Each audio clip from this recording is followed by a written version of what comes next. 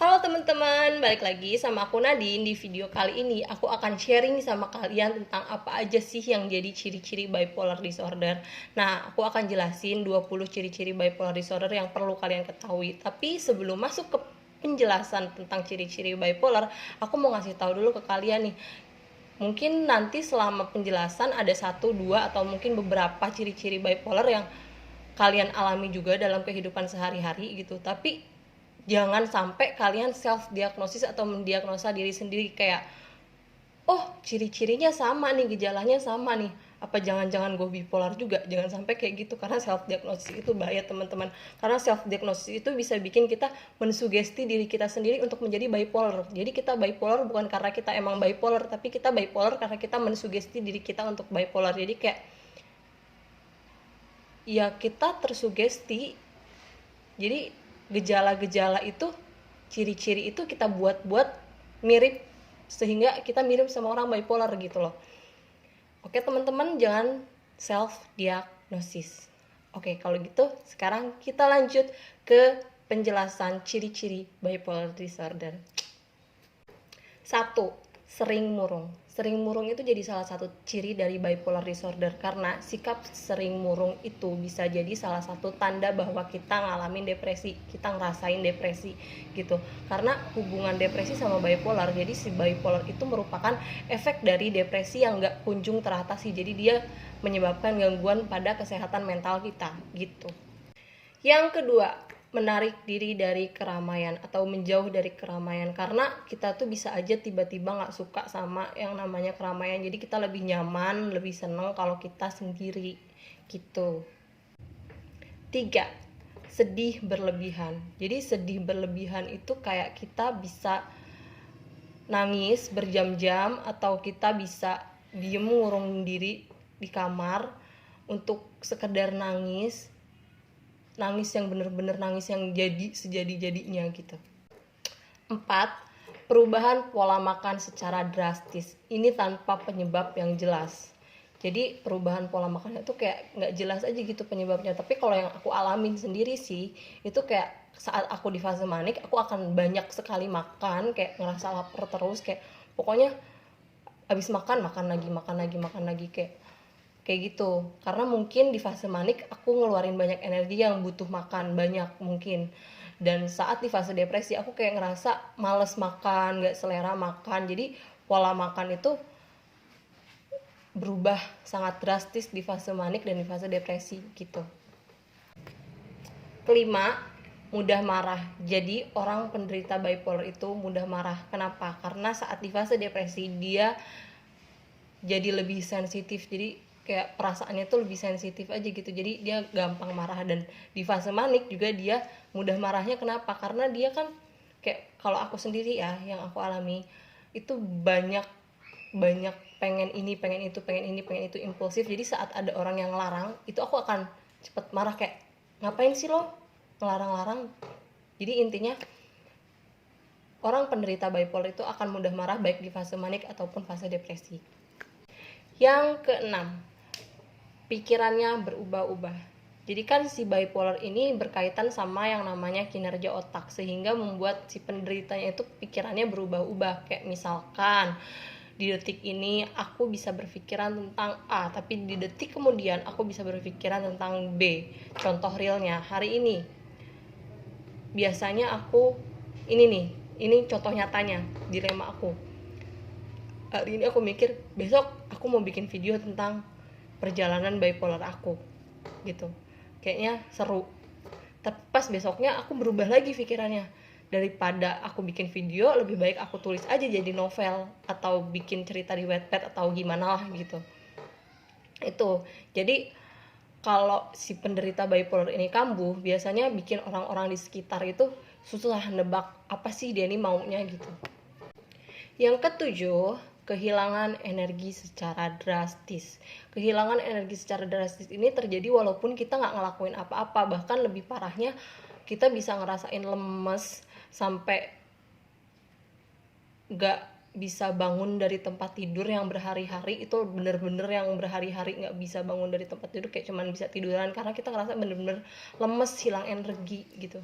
Aku sempet kayak gitu, nyampe pernah 4 hari berturut-turut kayak mau bangunin badan aja kayaknya nggak ada tenaga gitu. 8. Sulit berkonsentrasi.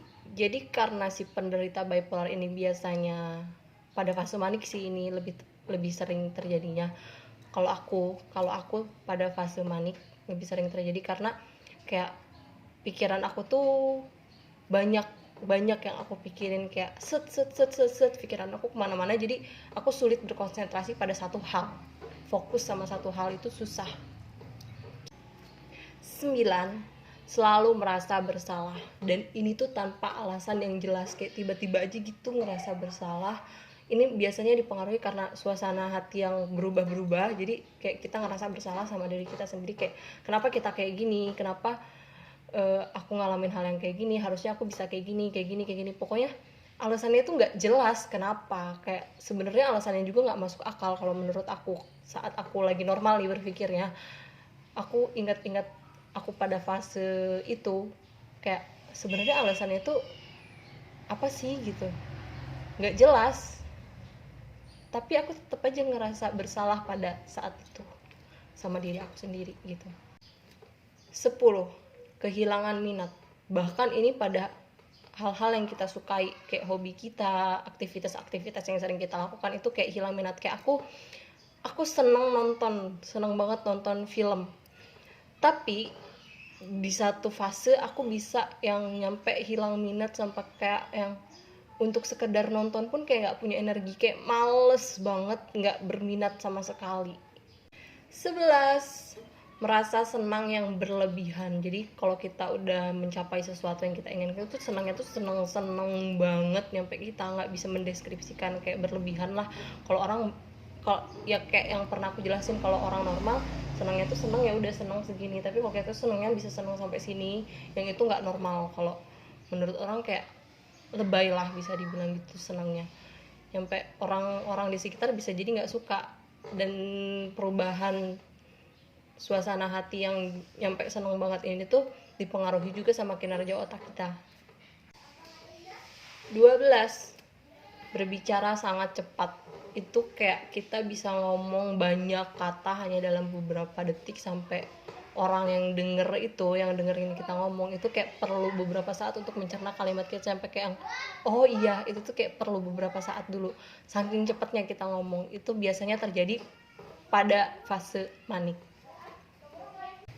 Yang ke-13, jadi insomnia. Jadi waktu tidur itu jadi sesuatu yang susah didapetin bagi orang penderita bipolar. Jadi waktu tidur kita tuh berkurang, kayak kurang waktu tidurnya.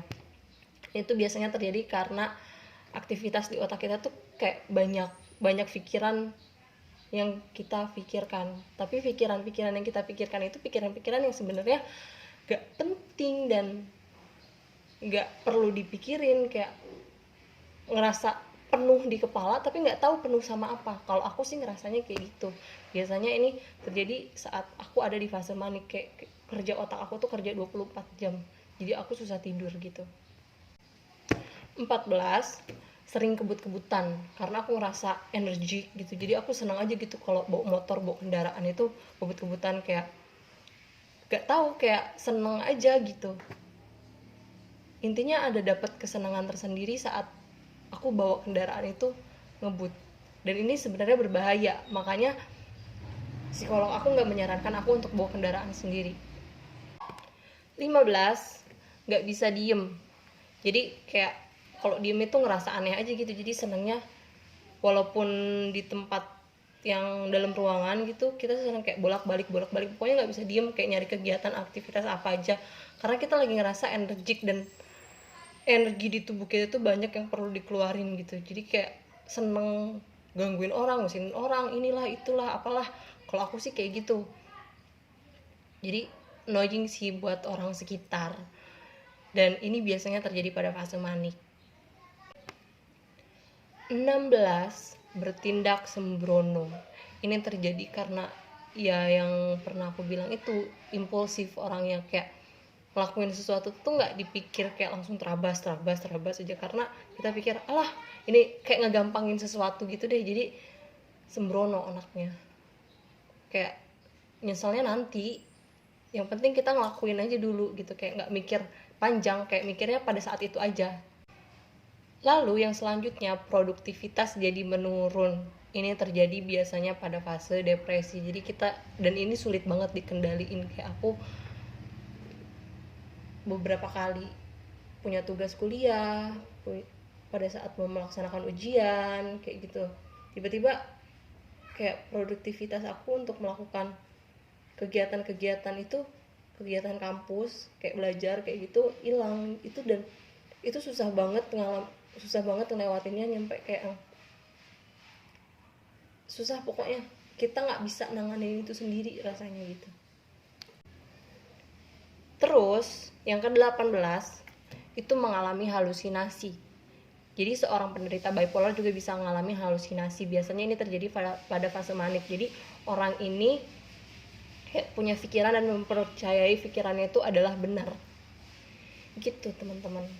Yang ke-19 ada yang namanya psikosis. Jadi seorang penderita bipolar juga bisa sering ngalamin yang namanya psikosis. Jadi psikosis itu apa? Psikosis itu kondisi dimana orang itu nggak bisa ngebedain mana yang nyata dan mana yang tidak nyata yang ada di dalam pikiran mereka sendiri gitu. Jadi gitulah pokoknya, intinya nggak bisa bedain yang nyata sama yang ada dalam pikiran mereka aja gitu. Yang terakhir, ini yang paling parah, selalu ngerasa pengen bunuh diri. Itu aku sering ngalamin. Kayak pada fase depresi itu aku kayak ngerasa nggak berguna, kayak pengen banget mati, kayak mati itu jalan terbaik menurut aku gitu. Dan ini bahaya kalau udah ada muncul pikiran untuk bunuh diri, itu emang udah saatnya kita datang ke profesional, cari bantuan. Karena salah satu ciri yang paling menonjol dari gangguan jiwa itu adanya dorongan untuk bunuh diri gitu. Dan bipolar salah satunya. Dan ini aku sering sih ngalamin kayak pengen bunuh diri dulu itu, sebelum aku di treatment dengan baik, sebelum aku mengkonsumsi obat. Tapi sekarang alhamdulillah sudah tidak. Oke teman-teman, sekian penjelasan dari aku. Ingat sekali lagi, jangan self diagnosis, jangan mendiagnosa diri sendiri hanya karena kalian punya satu atau beberapa ciri-ciri yang sama yang udah aku jelasin tadi. Semoga video ini bermanfaat untuk kalian, semoga video ini bisa membantu kalian untuk mengetahui tentang kesehatan mental lebih jauh lagi. Dan jangan lupa di like, komen, dan subscribe. Sampai ketemu di video selanjutnya.